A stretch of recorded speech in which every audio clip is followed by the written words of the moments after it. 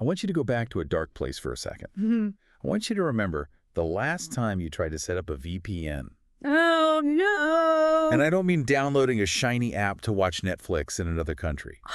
I mean the real deal, corporate style, connecting two remote networks together. Oh, you mean the, I think I just broke the internet for the whole house experience. Exactly. You've got the router admin page open, you're sweating over port numbers, specifically port 1194 if you were lucky enough to be using OpenVPN. Right. You're dealing with RSA keys, certificate authorities, and these config files that look like they were written in ancient Sumerian. Right. And even if you did get it working, you had that moment of dread where you realized, okay, I'm connected, but why is my gigabit fiber connection suddenly moving at the speed of a wet string? The wet string effect. That's a real thing. And usually that's what people give up. They do. They go back to insecure methods, opening ports like 3389 or 22 directly to the wild internet because it's just easier than wrestling with the VPN configuration.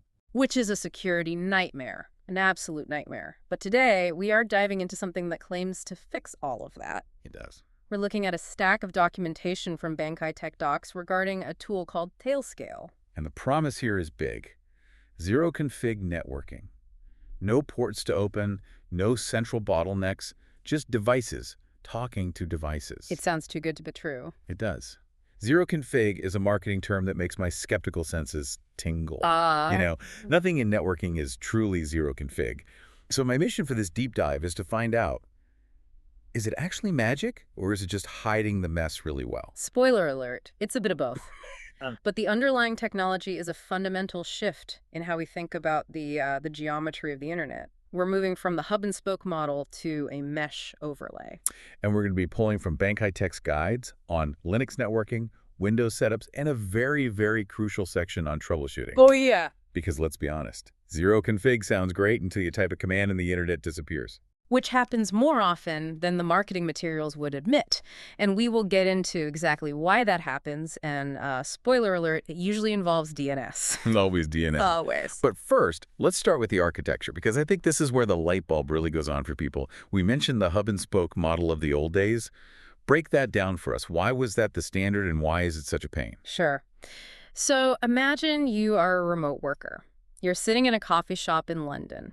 And you need to access a file on the corporate file server. Okay, typical Tuesday. Now, in the traditional model, that file server is sitting in a rack in the headquarters in, let's say, New York. Right. To get to it, you fire up your VPN client. That client creates a tunnel, but where does that tunnel go? It goes to the headquarters. Yeah. It has to go to New York. Exactly. It goes to a central VPN concentrator, the hub. Every single packet of data you send goes from London to New York. The server in New York looks at it, says, okay, you're authorized, and then hands you the file. That makes sense, though. From a security standpoint. It's a checkpoint. It does, until you change the scenario just a little bit. Let's say you're still in that coffee shop in London, and your colleague Dave is also in London. Okay. In fact, Dave is in the coffee shop across the street. Hi, Dave. And you need to send a large video file to Dave. You're both on the corporate VPN. You hit send. Where does the data go? Well, logically, it should just go across the street via the internet infrastructure in London. That would make the most sense. Logically, yes. But physically, in a hub-and-spoke model, it leaves your laptop in London. It travels under the Atlantic Ocean via fiber optic cable to New York. No. It hits the central VPN server. The server processes it, turns it around, we call this hairpinning, and sends it back under the Atlantic Ocean to Dave in London. That is wildly inefficient. You're crossing an entire ocean twice to talk to a guy who is literally within shouting distance. Exactly, and physics is physics. You cannot beat the speed of light. That round trip adds latency. It adds lag. So much lag. And worse, you are clogging up the bandwidth at the New York office for a conversation that has nothing to do with New York.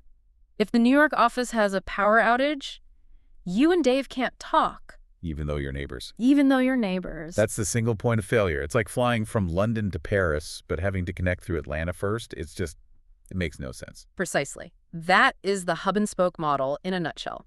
Now, contrast that with the Tailscale way, which is a mesh architecture. Okay. In a mesh, device A talks directly to device B. So using the travel analogy, it's like taking the channel directly from London to Paris. Exactly. It creates a direct peer-to-peer tunnel.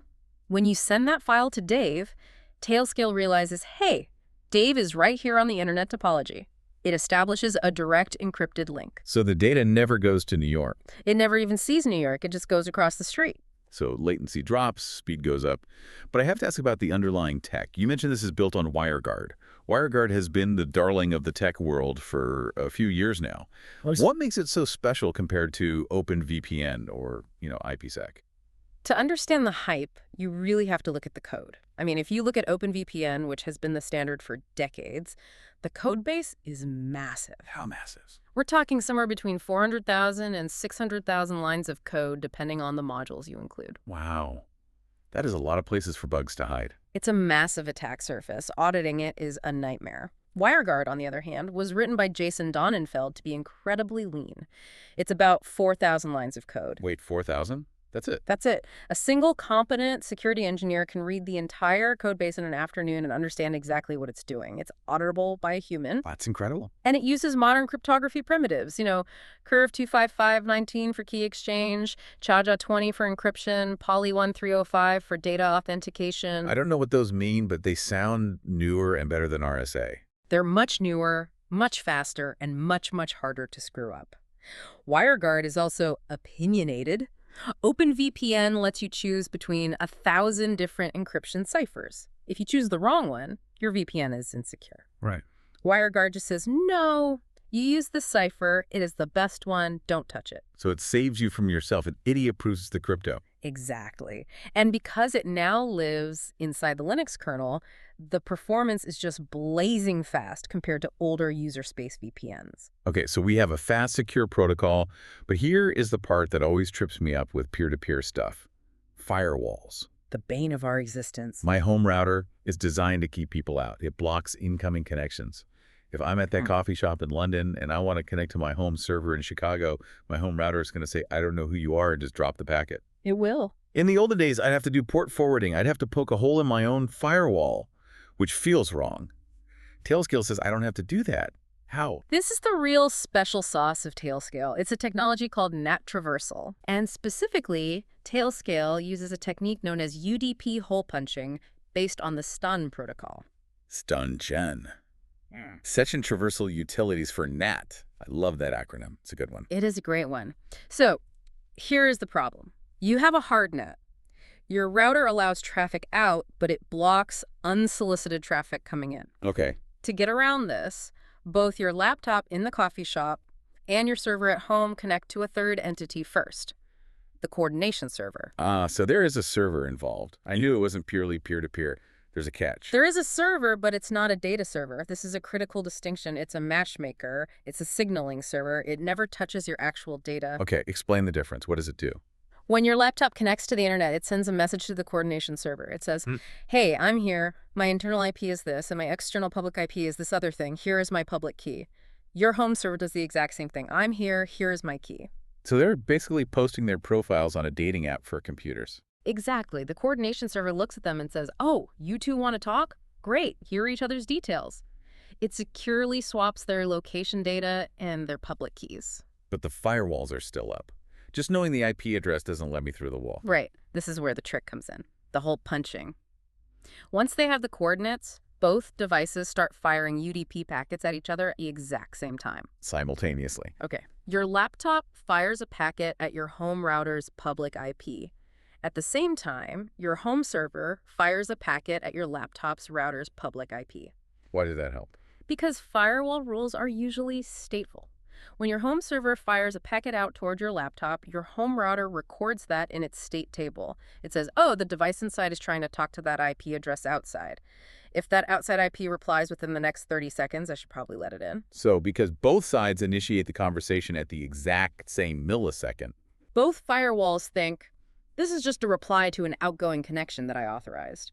They open the gates, the packets find each other in the middle of the internet, the WireGuard handshake completes, and boom, you have a direct, encrypted tunnel through two restrictive firewalls. Without opening a single port manually. Not a single one. That is incredibly clever. It's like two people walking through two different locked doors at the exact same time, so neither one has to hold it open for the other. They just phase through each other. Exactly, and this works about 90 to 95% of the time. Okay, but what about the other 5%? Right. What if I'm behind a really nasty corporate firewall that is incredibly paranoid and blocks everything except, say, web traffic or asymmetric NAT. That is where the DRP comes in. Please tell me that stands for what I think it stands for. It stands for Designated Encrypted Relay for Packets, DERP. Engineers are great at naming things. The best. So if the hole punching fails for any reason, It falls back. Tailscale falls back to using a network of these DRP relays distributed around the world. Your traffic goes from your laptop to a DRP relay and then to your home server. So we are back to the hub and spoke model in that case. In a way, yes, but it's a temporary fallback. And crucially, the DRP relay is blind. It cannot read your data. It's just bouncing encrypted WireGuard packets. It doesn't have the private keys to decrypt them. So privacy is maintained, even if latency takes a bit of a hit. Correct. The goal is always the direct mesh connection, but connectivity is king. If the mesh fails, the relay picks up the slack so you don't lose access. It's a safety net. Okay, so that's the foundation. We have a mesh, it's fast, and it pushes through walls. Now I want to talk about the features that actually make this useful for the average person. The Benkai Tech docs highlight exit nodes as a major feature. Oh, exit nodes are the gateway drug for Tailscale. Once you understand what an exit node does, you realize just how powerful this overlay network really is. So define an exit node for us. What is it actually doing to my traffic? Okay, so normally when you use Tailscale, it uses what's called split tunneling. Right. Only the traffic meant for your private devices, your home server, your Raspberry Pi, goes through the VPN tunnel. When you go to google.com, that goes out your normal internet connection. Which makes sense, because why would I route Google traffic through my home server? That's just inefficient. Usually, yes. But an exit node allows you to say, no, I want everything to go through the tunnel. I want to route all my internet traffic, Google, Netflix, my banking app, everything, through a specific device on my Tailscale network and have it exit to the public internet from there. So let's walk through that. If I'm sitting in a hotel room in Paris and I set my home computer in New York as my exit node.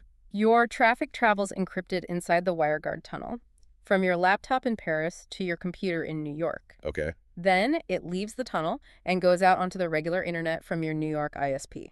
To any website you visit, it looks like you are sitting at your desk in New York. Let's talk use cases. Why would I want to do this? The biggest one, and the one I use most, is security on untrusted networks.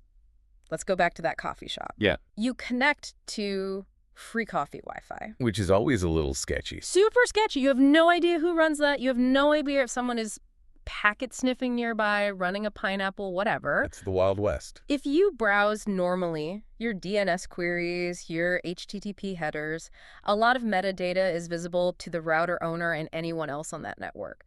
But if you turn on your exit node, you are wrapping all of that traffic in WireGuard encryption immediately. So the coffee shop router just sees a single, steady stream of encrypted gibberish going to one IP address. Exactly. It sees nothing but noise. You are tunneling through that hostile network to reach your trusted home network. It's like having an armored car for your data. And the other use case is obviously geo-restriction, right? Right.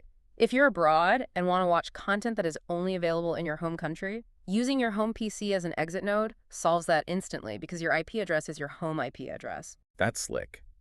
Netflix doesn't see a VPN provider IP range that they can block.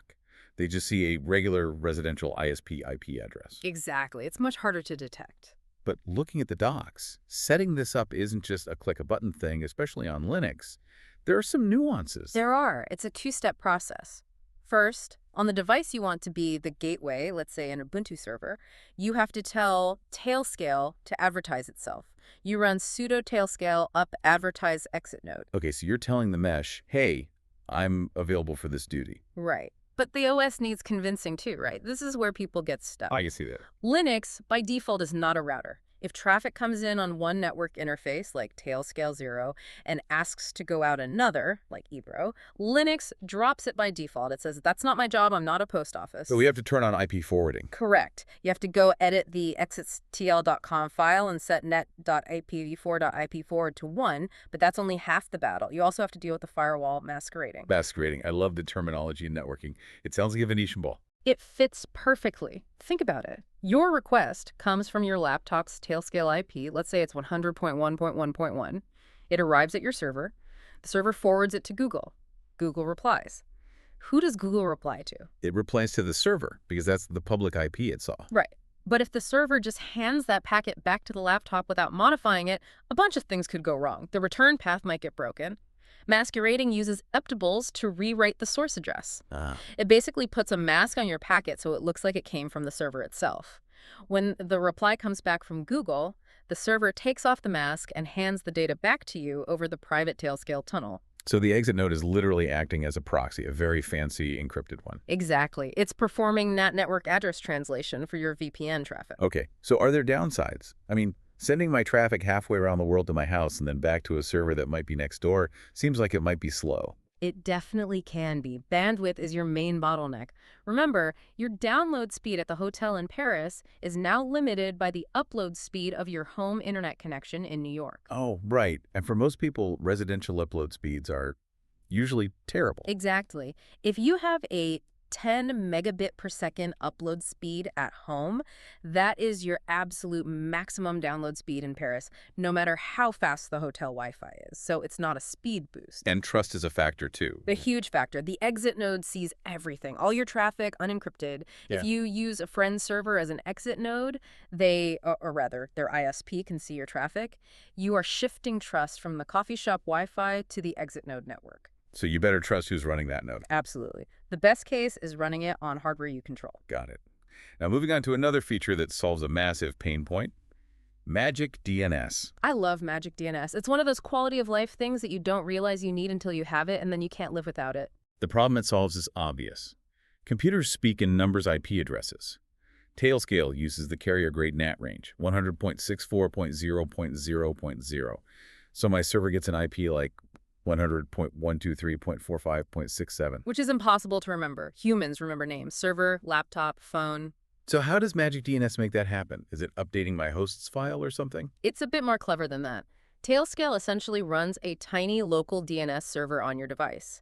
It listens on a specific IP address on the loopback, usually something like 100.10.100.10.10. So it intercepts my DNS queries? Yes. When you enable Magic DNS, it modifies your system's DNS configuration to send DNS queries to Tailscale first. Okay. Tailscale looks at the query. If you type /server, Tailscale says, oh, I know whose server is in your mesh and your tailnet. That corresponds to 100.123.45.67. It answers the query instantly. No outside lookup needed. And then if I type google.com? Tailscale says, that's not in my Magic phone book, and it forwards the query to your regular upstream DNS provider like your ISP server or Cloudflare at 1.11111 so you can browse the web. The docs mention a hierarchy here. It says Tailscale names, jank short names, custom DNS, public DNS. What's that about? It's the order of operations. It allows for something called split DNS. This is huge for corporate environments. How so? You can configure it so that if you type intranet.company.com, it uses the company's private DNS server inside the Tailscale network. But if you type facebook.com, it goes out to the public internet DNS. So you can access internal resources by their proper names without exposing those DNS records to the public world. Exactly. And there's a security benefit, too. The DNS queries for your internal devices happen inside the encrypted Tailscale tunnel. Nobody on the outside sees you looking up secret project server. Okay, but, and here's where things get really interesting. We have a whole section in the Benkai Tech docs dedicated to when internet access breaks. Yeah. And specifically, it seems like DNS is often the villain. It's always DNS. That's the old Sis and Min joke, isn't it? It's not DNS. There's no way it's DNS. It was DNS. So paint the scene for us. This is the troubleshooting deep dive. A user runs sudo tailscale up. They're excited. They see the success message. And suddenly, count silence. They can't load Google. They can't check their email. The internet is just dead. So it's a panic-inducing moment. You think you just completely broke your computer.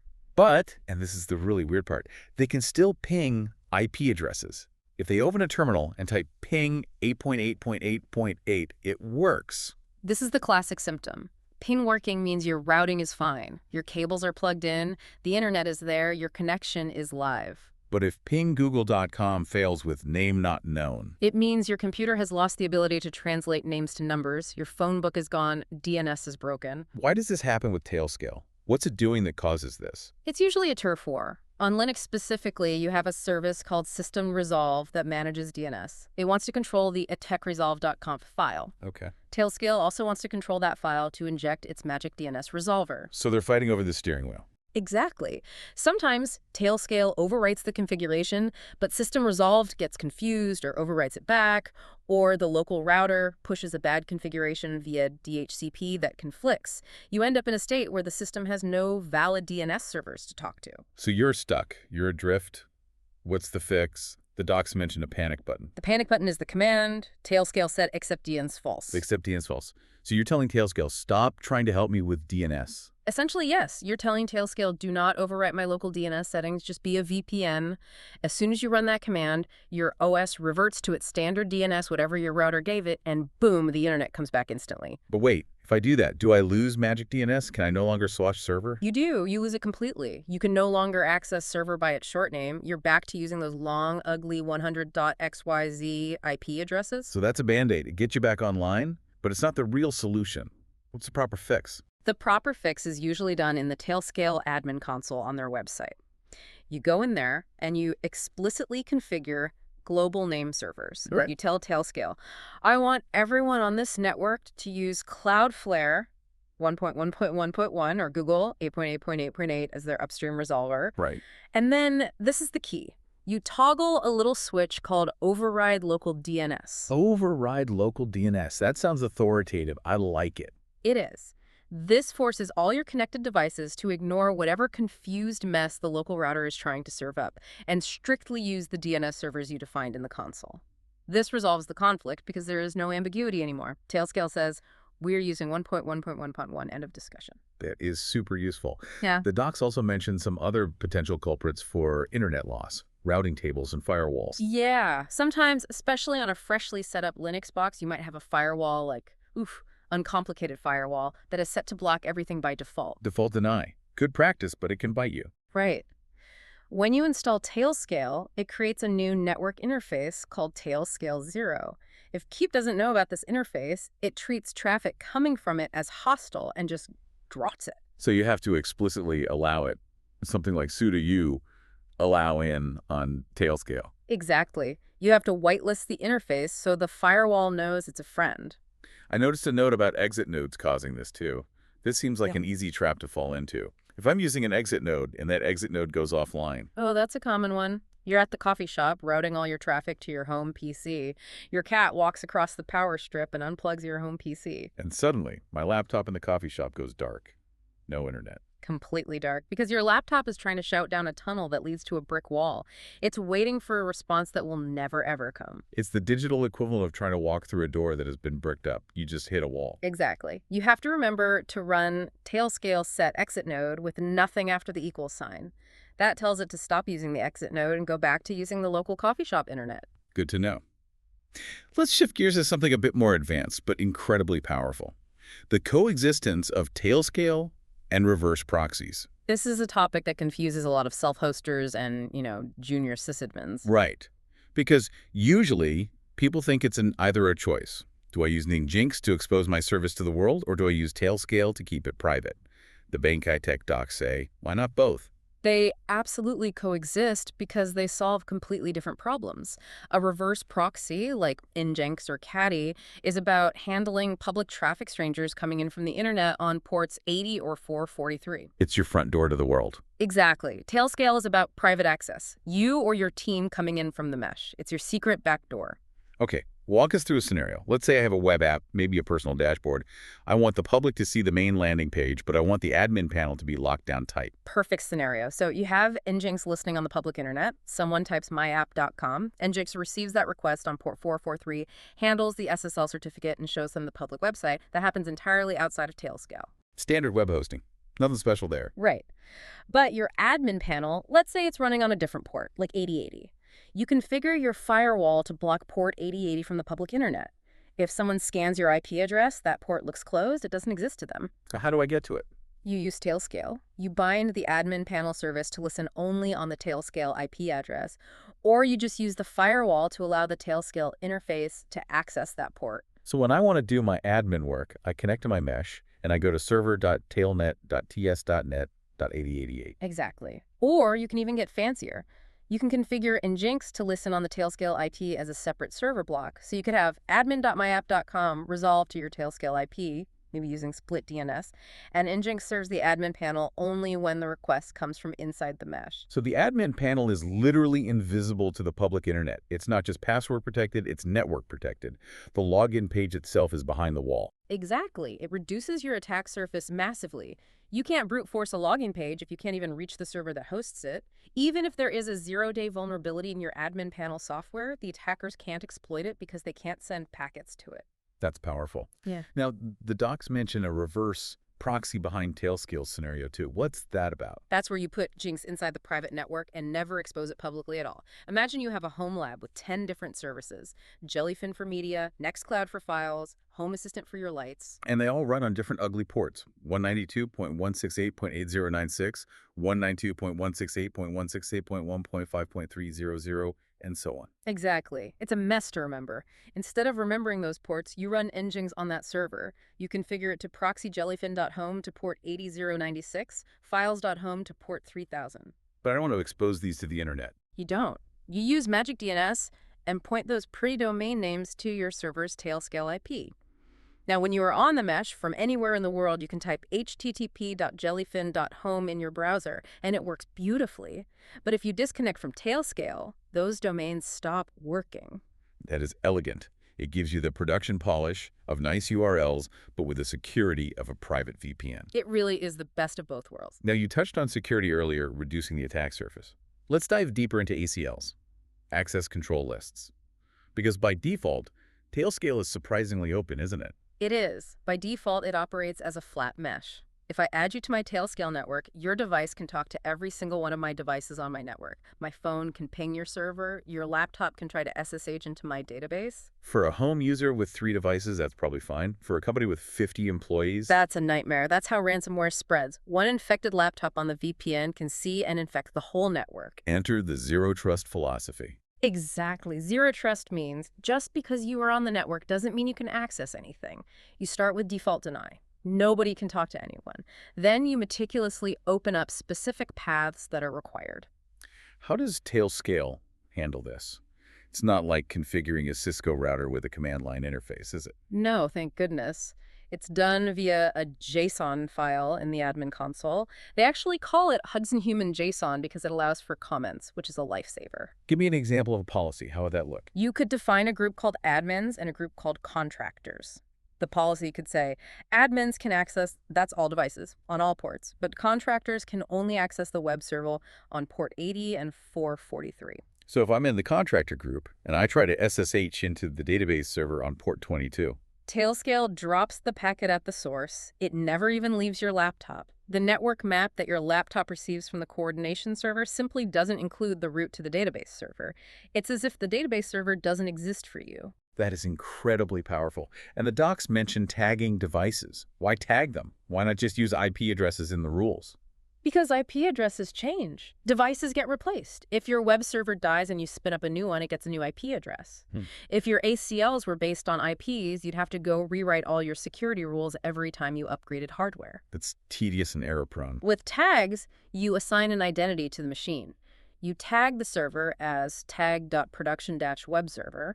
Then you write a rule. Contractors can access tag.production-webserver. If you replace the server, you just apply the tag.production-webserver tag to the new one, and it automatically inherits all the correct access rules. No ACL changes needed. That scales so much better. It's infrastructure as code, but for your network permissions. It separates the identity of the workload from the user who owns it. It's absolutely crucial for any kind of automated infrastructure. Let's talk about maintenance. The boring stuff that is actually the most important stuff. How do updates work? Because if I update my Tailscale client, does my connection drop? It depends on the OS, but generally yes, for a moment. When the Tailscale daemon updates, it has to restart. That means the WireGuard tunnel collapses and has to be rebuilt. How long are we talking? Are we talking milliseconds or minutes? Usually just a few seconds. But if you're in the middle of a massive file transfer, or you have an active SSH session open, that session will likely break. You'll have to reconnect. On Linux, the docs say this is handled by the package manager, not the app itself. Correct. Tailscale maintains its own package repositories, so you don't usually update inside the app. You just run sudo apt upgrade or sudo dnf upgrade, and it pulls down the new version. And the docs suggest a best practice here. Tailscale netcheck. What is that? I use this command all the time. Before you do an update or something just feels sluggish, run Tailscale NetCheck. It gives you a status report on your connectivity. What kind of stuff does it tell you? It tells you your latency to the nearest DRP relays. It tells you if UDP is enabled, which is critical. It tells you if you are behind a hard NAT. It gives you a baseline of your connection health. So run it before the update and run it after. If the ASTA report shows high latency or UDP false, the update or a firewall change broke something. Exactly. It's a quick and easy sanity check. And backing up configurations. What do I need to save? On Linux, the important state lives in varlib tailscale. That folder contains your node's private key and its identity within your tailnet. Why does that matter? If you wipe that folder, your device forgets who it is. When you start Tailscale again, it will generate a new key and appear as a brand new, unauthenticated device in your admin console. You'll have to reauthorize it and update any ACLs that referenced the old device ID. So if I'm migrating a server to new hardware, I should probably copy that folder over. If you want it to retain the same identity and the same Tailscale IP address, yes. You just copy the varlib Tailscale directory to the new machine before you start the service. We've covered a massive amount of ground here. Yeah. I mean, from the basic concept of the mesh versus the hub to the deep magic of NAT traversal and UDP hole punching. All the way to firewall masquerading for exit nodes and the intricacies of troubleshooting systemed resolved. It's a lot. We really have. It's a deep stack. So summarize this for us. What is the big picture here? Because we started this by saying this isn't just another VPN. The big picture is that Tailscale and mesh networking in general is democratizing enterprise networking. Democratizing. I like that word. Yes. 10 years ago, if you wanted a secure, multi-region network with granular access controls and internal DNS, you needed a team of Cisco-certified engineers and probably $100,000 worth of hardware. And a lot of time. And a lot of time. Now, a hobbyist can build that same architecture in their basement in an afternoon for free. It bridges the gap between the complexity of enterprise and the usability of consumer tech. It really blurs the lines, doesn't it? I mean, I have a server in my house, a VPS in the cloud, and my phone in my pocket. With Tailscale, they are all on the same virtual LAN switch for all intents and purposes. Exactly. And that flexibility allows for these hybrid setups that used to be total nightmares. You can have your sensitive data on-premise, your heavy compute in the cloud, and your access from anywhere, all tied together by this invisible, encrypted mesh. And the power of zero config isn't just about saving 5 minutes of setup time, is it? No, not at all. It's about removing the friction that stops people from building cool things. If networking is hard, you just don't build the project. If networking is effortless, you experiment. You try the exit node. You set up the reverse proxy for your Homelab. It unlocks creativity. I love that. It treats the entire world as your local network. The global LAN. That's a good term for it. Which leads me to my final thought for you, listener, to mull over. We're used to thinking of local network versus the internet. There's a hard line. The perimeter. My house is local. Google is the internet. The castle wall and the moat. Right. But as mesh networks like Tailscale become standard, as every device effectively carries its own secure perimeter with it, does the concept of a local network even exist anymore? That is the question, isn't it? Or are we moving to a world where every device is just a floating node in a personal global cloud and location becomes completely irrelevant? I think the physical topology is dying. The logical topology, who you are allowed to talk to, is the only thing that matters now. Something to think about the next time you connect to your home server from a beach in Bali. Thanks for listening to this deep dive into Tailscale. We'll see you on the next one. Stay secure, everyone.